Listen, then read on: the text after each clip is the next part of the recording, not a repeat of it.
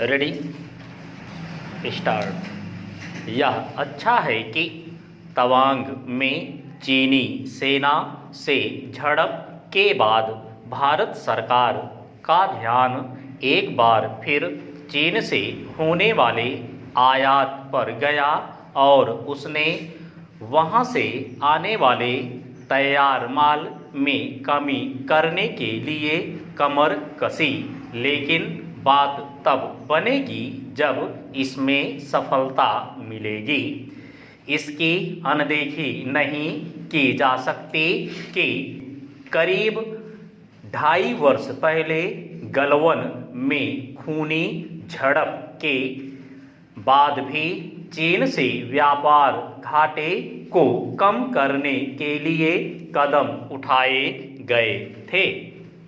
Make in India को गति देने के साथ आत्मनिर्भर भारत अभियान शुरू किया गया था, लेकिन उसके वांछित परिणाम प्राप्त नहीं हुए।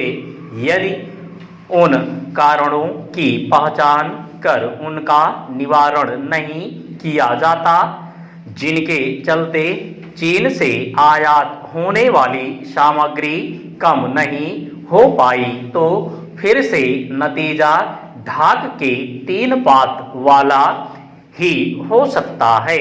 यह चिंताजनक है कि चीन से आयात कम होने के बजाय बढ़ रहा है। इसके चलते उससे व्यापार घाटा बढ़ रहा है।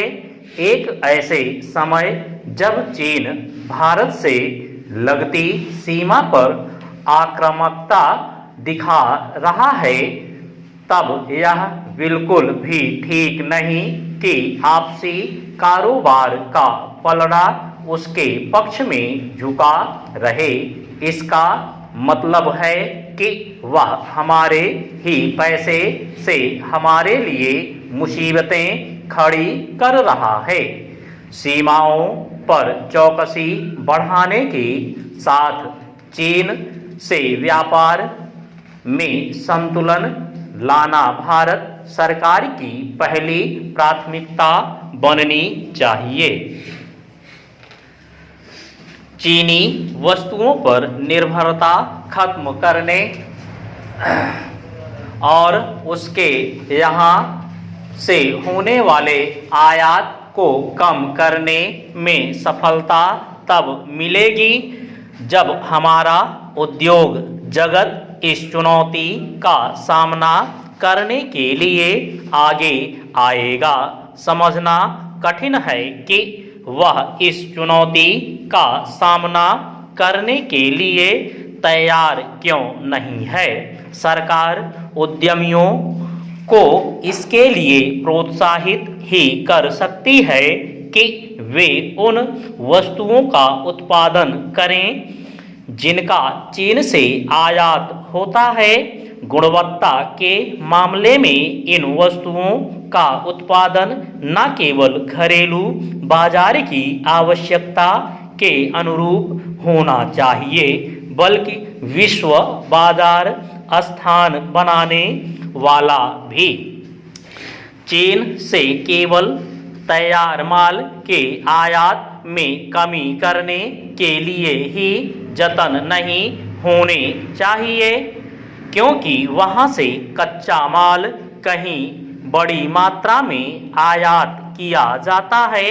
विडंबना यह है कि इसमें कुछ सामग्री वह भी है जिसका निर्माण एक समय भारत में होता था।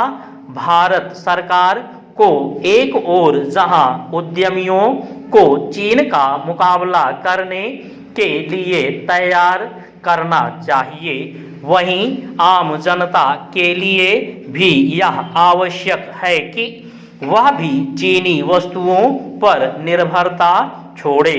सरकार को यह भी समझना होगा कि चीन को सही संदेश देने के लिए कोई नए उपाय करने होंगे, क्योंकि यह स्पष्ट है कि गलवान की घटना के बाद उसके ऐप्स पर पाबंदी लगाने के जो कदम उठाए गए थे वे